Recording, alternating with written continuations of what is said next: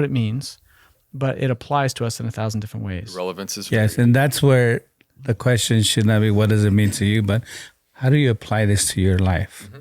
How do you, right? Right. Because in that way, I mean, you've done your work. It's stated that the meaning is such, and then how do you apply it? Because I'm going to apply it differently than you are, for sure, right? Yeah. But to understand it, I have to look at all of, I have to have an understanding of all of Scripture.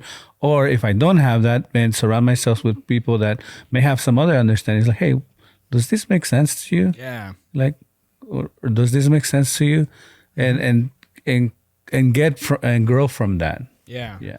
Good. Yeah, don't walk in your small group with this like porcupine sort of attitude of like, it's going to be my interpretation or else I'm out of here. You know what I mean? Like when someone starts asking like, wait, could it really mean that? And everybody else in the room is like, yeah, it's not what they said in the sermon, or this other verse kind of clearly depicts this. Don't get so defensive. Like we're all growing in our ability to interpret and understand what it says and mean. And we have to be humble. Be humble. Hold it lightly. Like, we don't have all the answers. Yeah, that's good. And we can hold something with, like, we can have convictions, but humility is key to your point of hermeneutics or interpretation of the Bible, to leave room for the fact that our interpretation can be corrected by somebody else, and perhaps they can help us see it more clearly than we did before.